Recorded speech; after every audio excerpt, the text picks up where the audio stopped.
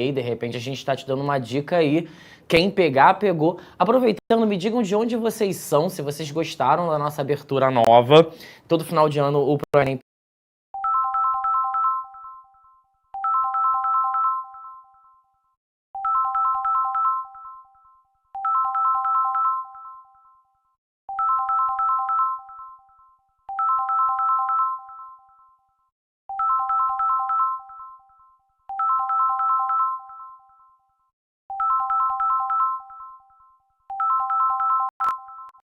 prepara ali uma abertura para a nossa reta final.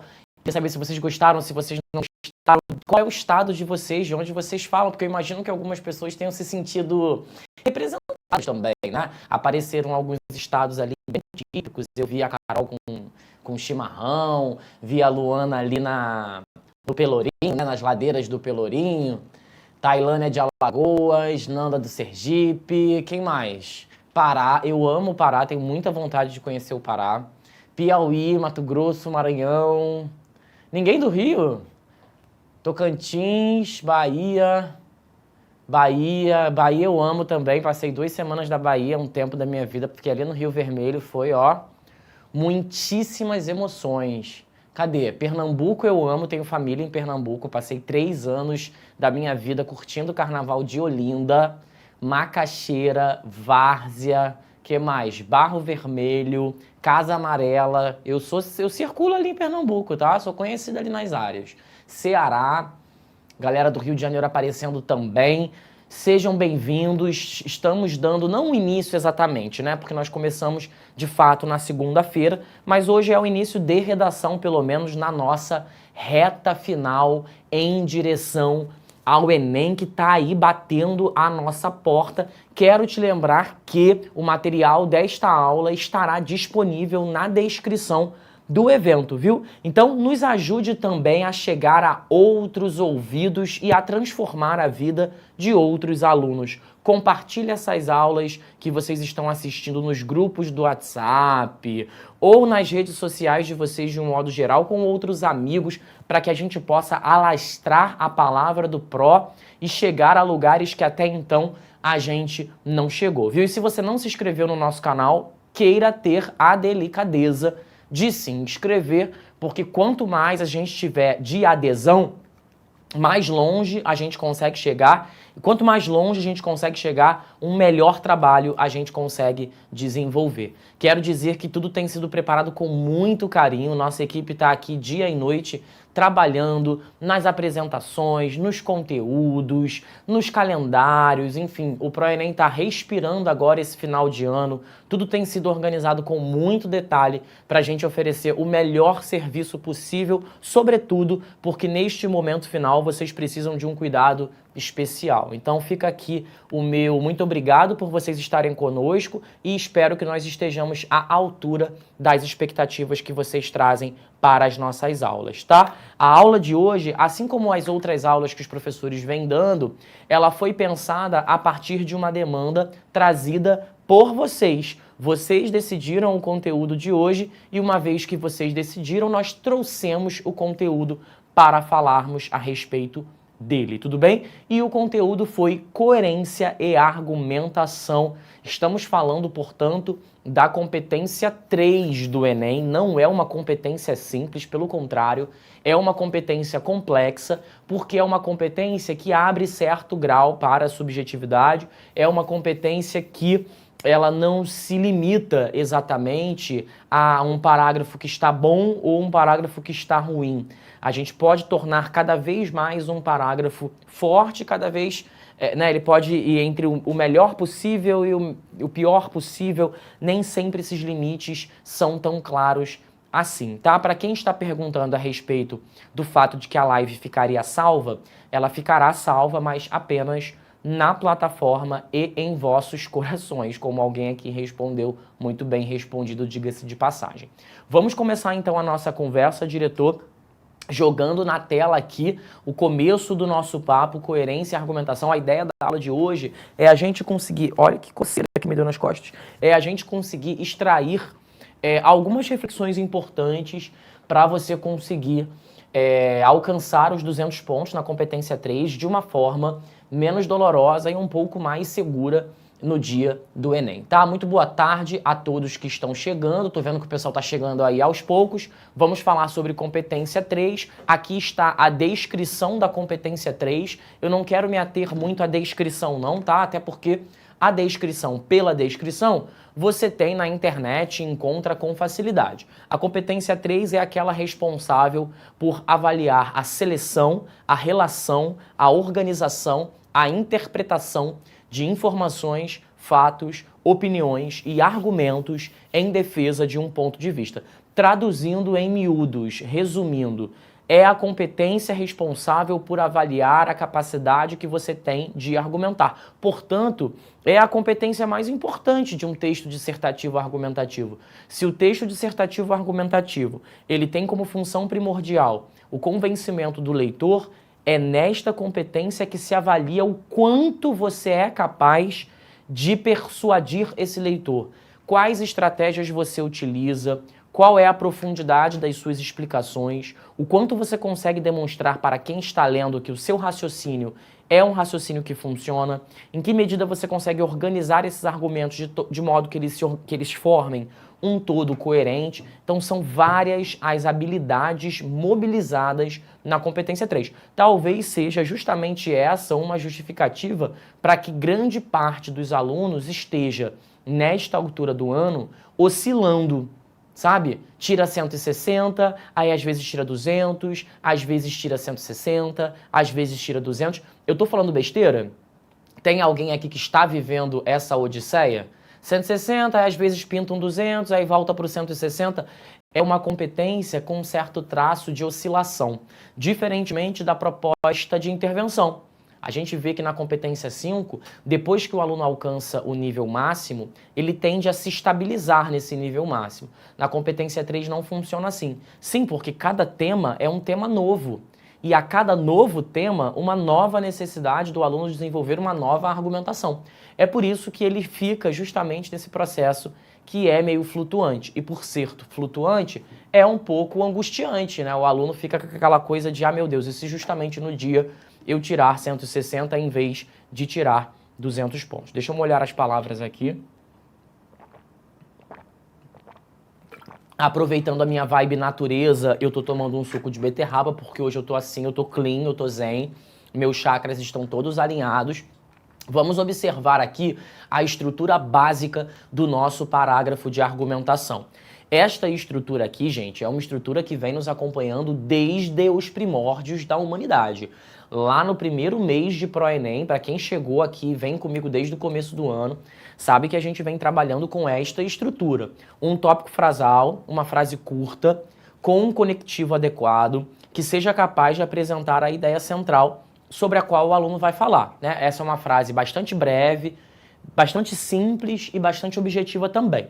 Depois que o aluno apresenta o tópico frasal, ele vem, de fato, desenvolvendo, estendendo essa explicação por meio do desdobramento dessa ideia, certo? Alguém tem alguma dúvida com relação a esta estrutura? Eu acredito que não, é uma estrutura que a gente vem vendo há alguns meses.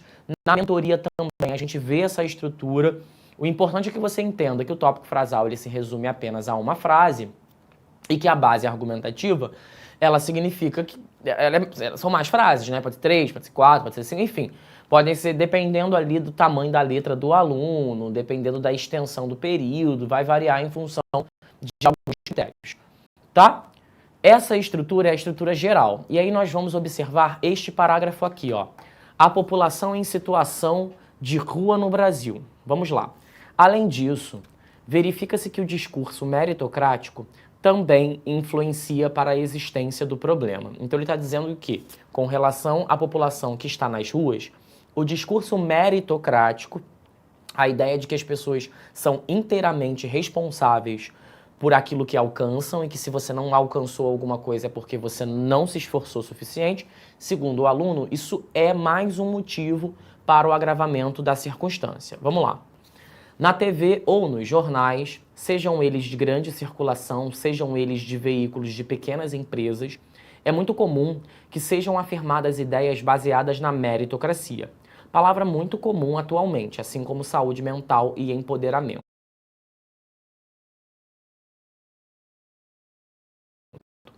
Tais ideias afirmam equivocadamente que cada um é responsável pelo seu próprio sucesso, quando, na verdade, muitos não conseguem um emprego ou uma casa para morar porque estão desassistidos pelo governo. Além disso, o desemprego oriundo da pandemia é outro fator que colabora para o aumento da população em situação de rua. Assim, não faz sentido culpabilizar as pessoas por estarem onde estão, já que muitas vezes, por mais que haja esforço, a recompensa não vem. Bom, eu acho interessante o argumento, viu? Acho interessante porque eu vejo um fundo de razão nisso daí. Quando você afirma que uma pessoa está na rua porque ela não se esforçou suficientemente, além de soar bastante desumano, esse argumento está em desconformidade com a vida real. Porque ele presume que as pessoas estão na rua porque não fizeram por merecer.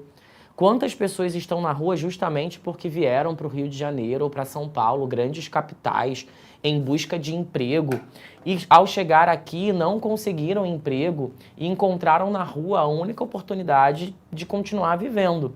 Então eu acho que realmente o discurso meritocrático ele é um impeditivo para que a gente observe nessas pessoas, não pessoas que não se esforçaram, mas pessoas que estão desassistidas, né, de várias formas, seja pelo consumo de drogas, pela prostituição, pelo desamparo familiar, pela instabilidade financeira e por tantas outras mazelas sociais. Embora eu considere esse parágrafo um parágrafo interessante, não posso deixar de reparar que ele apresenta alguns desvios não, alguns equívocos quanto a C3.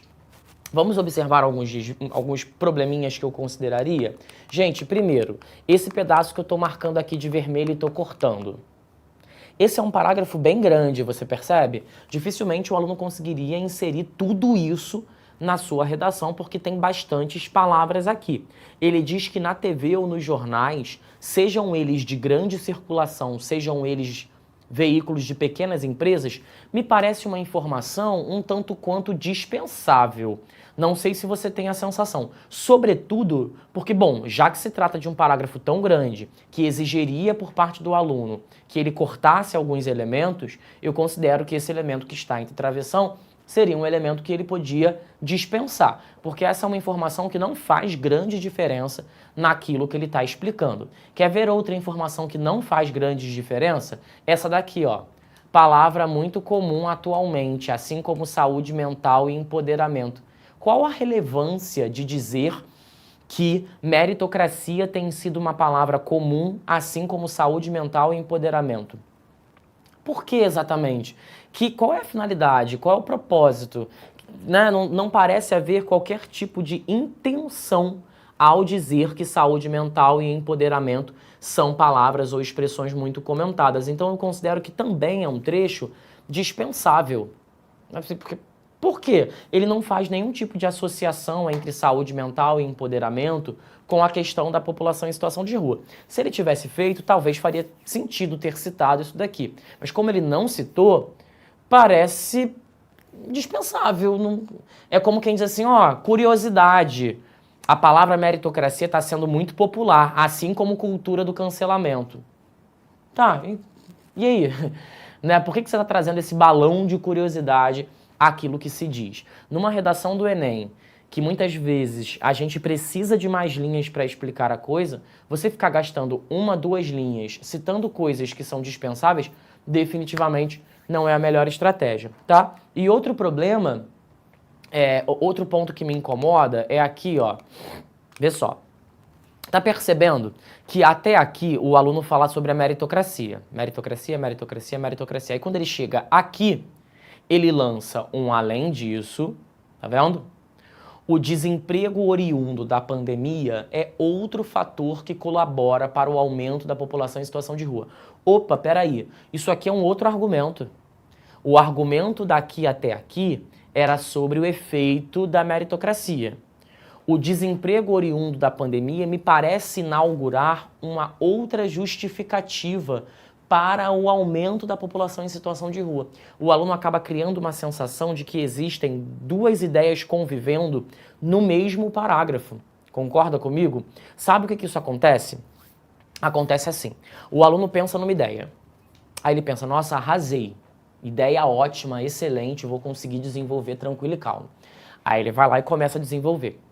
Só que quando chega lá pelas tantas de 60%, 70% do parágrafo, o aluno se dá conta de que ele não sabia falar tanto quanto ele achava que sabia. Já aconteceu isso com você? Você começa a ideia, escreve. Aí você fala, ué, acabou. Eu não sei mais nada. Era só isso que eu sabia. Eu achei a ideia boa, eu coloquei a ideia, eu comecei a escrever o parágrafo, mas quando chegou lá 70% do parágrafo, eu me dei conta de que eu não sei falar mais nada, que eu não tenho mais nada a dizer. E isso pode ser resultado de muita coisa. O aluno não estudou sobre o tema, o aluno não assistiu às aulas, o aluno não discutiu muita coisa. Então, a fonte seca antes da hora.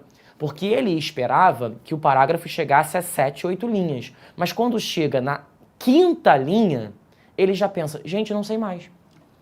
Não sei mais. Faltam 3 linhas para acabar esse negócio, eu simplesmente não sei mais o que colocar. Então, na verdade, ele não consegue medir exatamente o quanto ele sabe. Ele crê que sabe mais. E só na hora de escrever é que ele, de fato, percebe que não sabe. Aí ele vai tentar desenvolver alguma estratégia. Ele vai falar, bom, eu vou encher linguiça. O que é encher linguiça? Alguns vão começar a se repetir. Vão começar a dizer a mesma coisa que já disseram, mas com outras palavras. É um clássico de quem já não tinha mais o que dizer. Ou vai fazer igual esse aluno aqui, que é inserir uma outra ideia, meio que só para dar o acabamento do parágrafo. Para poder dizer assim, esse parágrafo precisa chegar até a 8ª linha, nem que seja força. Então eu vou colocar aqui mais uma frase, mesmo que tenha a ver com uma outra coisa, basicamente para poder visualmente chegar às 8 linhas. Mas a gente percebe que essa ideia do final, ela não está tão engendrada à ideia anterior. Parecem ser duas ideias independentes. Eu não sei se o aluno fez isso porque achou que isso seria uma coisa boa. Olha que ótimo, eu vou fazer mais uma ideia